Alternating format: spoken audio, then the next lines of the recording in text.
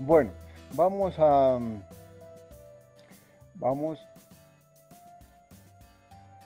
a explicar ahora el último tema de la primera parte correspondiente a líneas de transmisión. ¿Bien?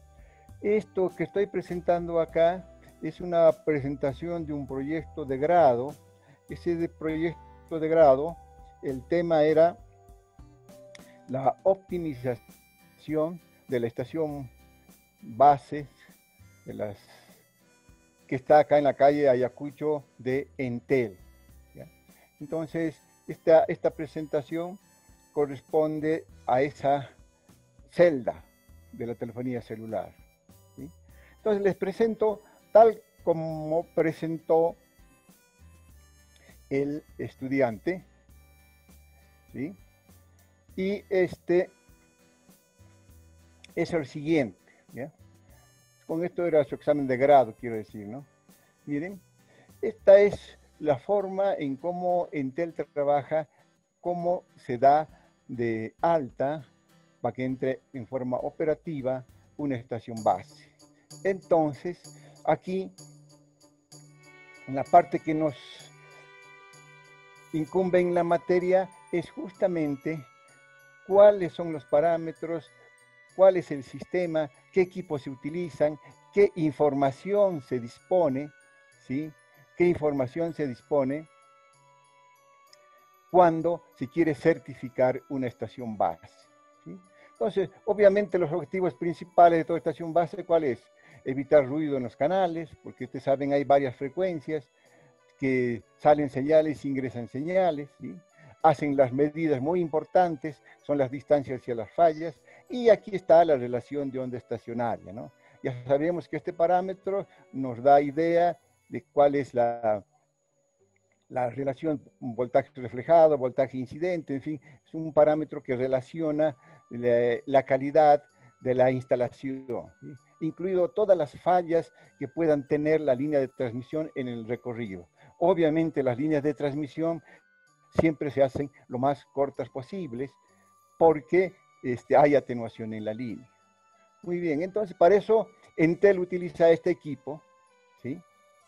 Y entonces envía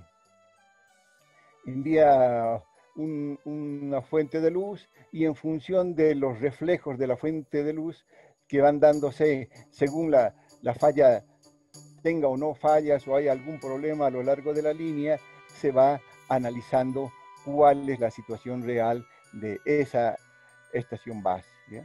Entonces aquí están algunos parámetros del mismo equipo, ¿sí? Y veremos, por ejemplo, cómo presenta este equipo en la pantalla el problema de la relación de onda estacionaria y el problema de las fallas, miren. Entonces, aquí está todo el recorrido y va obteniendo la relación de ondas estacionarias a lo largo de toda la línea, ¿no? Y aquí también si es que hay alguna falla o no. Entonces, todos estos parámetros ya están estandarizados por el equipo, ¿sí? Y entonces van a dar ciertos valores que pueden estar aceptados o no para aprobar o no la radio base, ¿no? Entonces, la forma en cómo presenta el equipamiento que le estoy explicando.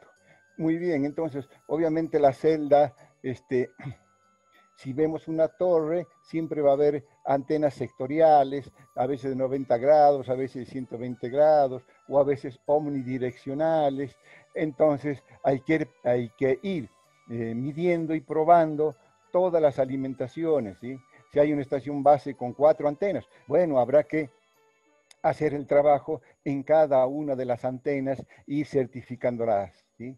Bueno, esa es la idea. Y ahora, por ejemplo, pero para hacer eso, hay que definir el contexto general de una estación base. ¿Qué parámetros técnicos se utilizan? ¿Ya? Los parámetros técnicos que se utilizan están definidos aquí. ¿Sí? Bueno, aquí está la estación base.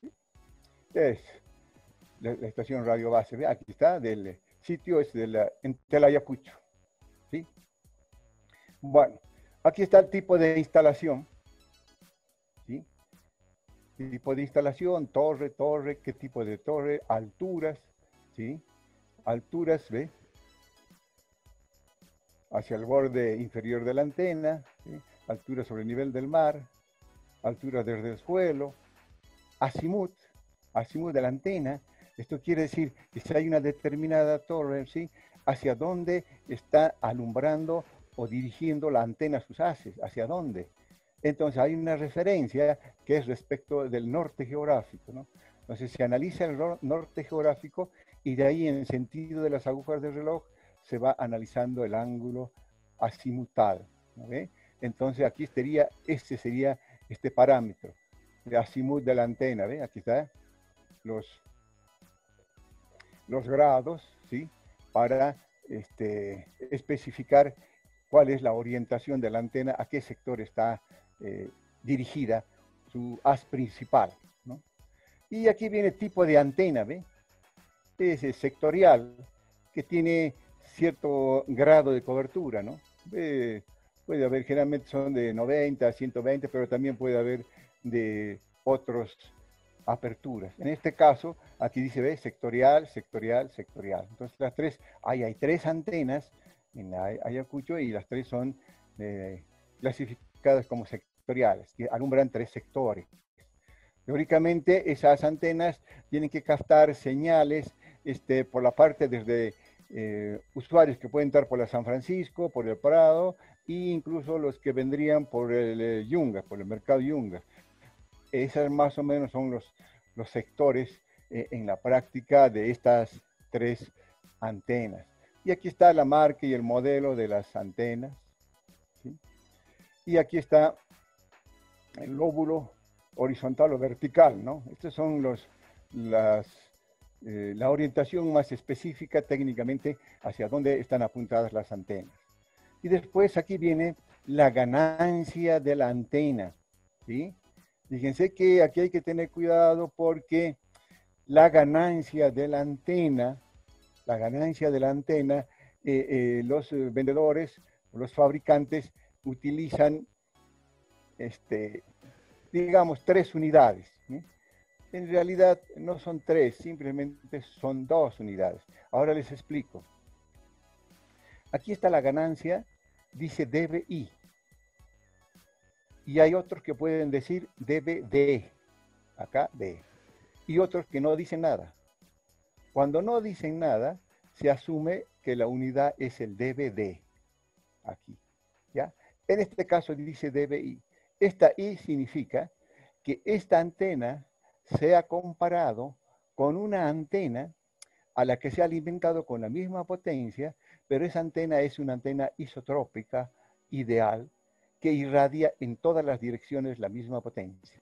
Entonces, este dBi significa cuántos dB por arriba o por abajo de esa antena isotrópica tiene esta antena que se está instalando. Entonces, en este caso, acá sería este valor, ¿ve? Ustedes serían los 18 dBi, las 3 18 dBi, ¿no? Estos son que esta antena tiene 18 dB por arriba de la antena isotrópica. Bueno, y si esto fuera en dBd, aquí sería la letra D minúscula, eso sería que la antena de referencia sería el dipolo, ¿ya? Muy bien, entonces esas son las 3 unidades. Ahora, cuando no se dice nada, se supone que está el subíndice D. Muy bien. Eso creo que ustedes van a ver en la materia de antenas. Muy bien. Y aquí viene pérdida de potencia de polarización de la antena. Resulta que hay que orientar a la antena, hay que tener nuestra línea de transmisión, pero van a tener cierta polarización. Y bueno, eso también tiene ciertas pérdidas y aquí está especificado, ¿ya? Y aquí está, esto es la inclinación, ¿sí? Esto puede ser la inclinación mecánica o la inclinación eléctrica. En este caso dice que esta antena tiene la inclinación mecánica, ¿no? ¿Eso qué quiere decir? Es la inclinación que tiene la antena respecto de la horizontal, ¿sí? Entonces, es la inclinación tantos grados respecto del plano de la Tierra que es horizontal, ¿sí? Así es, ¿eh? Y eso es el movimiento de la antena, puede ser mecánico o puede ser eléctrico, ¿sí? En este caso están utilizando solamente el mecánico, ¿no? O sea que mecánicamente se da la inclinación que se ha diseñado en el proyecto para cada una de las antenas, ¿sí? Y no tiene el eléctrico. Hay algunos que sí utilizan los dos o algunos que utilizan simplemente esto, ¿ya? Y aquí está la potencia, ¿sí? La potencia de salida, lo está en vatios y también en dBm, ¿sí? Esa es la potencia de salida de cada una de las antenas, miren, acá está. Estas son las potencias, ¿sí? Y es pérdida de los combinadores. Lo que pasa es que va a haber una línea de alimentación y después van a haber un sistema para distribuir a las diferentes antenas. Entonces, esos son los combinadores que también son los elementos que permiten transmitir hacia los usuarios y recibir, ¿no? Este es el sistema que a través de un solo cable se transmite y se recibe. Esos son los combinadores, pero que también cierta pérdida. Y aquí están especificados las pérdidas de los combinadores, ¿sí? Y acá también el tipo de alimentación del cable, ¿no? O sea, las dimensiones del cable. Este es el más común, 7 octavos. Este es el cable coaxial, ¿sí? Y después la longitud estimada del cable, o sea, la pérdida estimada en dB, ¿sí? Esto es la longitud y esto es la pérdida estimada. Y esto que está acá dice potencia radiada isotrópica equivalente, ¿sí? Y este concepto se lo explica en dBm o en vatios, ¿ya? Ahí están los parámetros, en dBm o en vatios. Esto es realmente lo que se dice también potencia en el aire. Esto significa que habrá un transmisor, habrá una línea que llegará hacia la antena. Entonces la antena tiene su ganancia, pero el cable tiene una pérdida. Entonces la potencia del transmisor va a ser igual, ¿no es cierto? Acá está la potencia que se pierde en el cable y la potencia que gana la antena, ¿sí? Entonces esta potencia también está definida, ¿sí? Sería la potencia a la salida del transmisor en dBm menos la pérdida de acuerdo a la longitud del cable, más la ganancia de la antena. Eso me da la potencia en el aire. Esto significa esto. ¿Está bien? Bueno, aquí tiene algunos datos de configuración, cómo se hace en función de ella, de los parámetros que utiliza Entel, ¿ve? Y aquí estaría en la celda 1, ¿ve? Dirigida, digamos, hacia Miraflores, ¿sí? Esta otra hacia el Mariscal Santa Cruz y esta la otra a la Plaza San Francisco, ¿ve? Entonces, con esas tres antenas, cubren el objetivo de la cobertura de esta antena, ¿sí? Eso no quiere decir que esta es la responsable de todos los usuarios que puedan estar en este área, porque también puede haber otras antenas en el mismo sitio que también pueden ir cubriendo algunos lugares de estos, ¿sí? O sea, este es específico para estas tres coberturas. El proyecto era justamente optimizar, controlar y mejorar la cobertura en estas tres áreas. Ese era el objetivo del proyecto de grado. Bueno, entonces vamos a pasar ahora a los últimos temas ya de esta materia, ¿ya? Por ejemplo, nosotros hemos definido ya todas estas formas. La relación de onda estacionaria, la impedancia cuando el voltaje es máximo, ¿sí? Todos los parámetros, y cómo esta impedancia es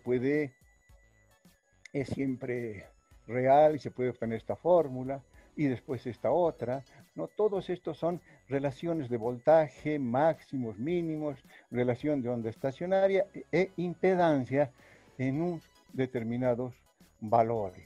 ¿Está bien? Entonces, para calcular la potencia o voltaje en una línea de transmisión, ¿el concepto cuál es? ¿Cuánto de voltaje soporta un cable coaxial? ¿O cuánto de potencia lo puedo aplicar para que ese voltaje o esa potencia no destruya el dieléctrico del cable? De eso se trata. Entonces, se utiliza esta relación principalmente, porque aquí están todos los parámetros, ¿sí? Miren, de esa misma se van a despejar todas estas ecuaciones que están acá, ¿eh? Todas estas salen de acá. A ver. De esa manera, entonces, podemos nosotros definir la potencia, ¿sí? Voltaje por la corriente, el módulo, y sería esta. Aquí está, ¿ves? La potencia sería el voltaje máximo y la corriente mínima, ¿sí? Entonces reemplazamos este voltaje máximo, estos valores que tenemos aquí, y la corriente mínima también por este valor que tenemos acá, ¿sí? Y hacemos el producto. ¿Y qué nos va a salir? Bueno, aquí está, que la potencia que soporta esa línea sería este voltaje al cuadrado sobre este término. Bien, esto lo podemos relacionar también nosotros con la parte de voltajes para obtener el voltaje. Y lo hacemos de esta manera, ¿ve? Aquí está. Entonces, esta era la fórmula de la potencia anterior, la 211, y de aquí despejamos esto y aquí tenemos el voltaje, ¿ya? Entonces, podemos cuantificar la potencia que soporta la línea o el voltaje máximo que soporta, ¿sí? Bueno, con eso se puede hacer algunos problemitas para conceptualmente mejor entender este tema. El último tema sería la carga fantasma, ¿ya? La carga fantasma es un término que se utiliza con el siguiente objetivo. Cuando se está instalando un sistema, digamos, donde la potencia es significativa y donde hay ese caso, obviamente esos casos se presentan en los sistemas de radiodifusión, ¿ya? Cuando digo radiodifusión, la palabra radio no es exclusivo de las radios emisoras, sino radiodifusión es el concepto que se utiliza para decir todas las ondas de radiofrecuencia que se difunden y que estas ondas llevan diferentes servicios, ¿sí? Pueden llevar señales de FM, si es una emisora de FM, pueden llevar televisión u otros servicios. Eso se llama la parte de radiodifusión, ¿sí?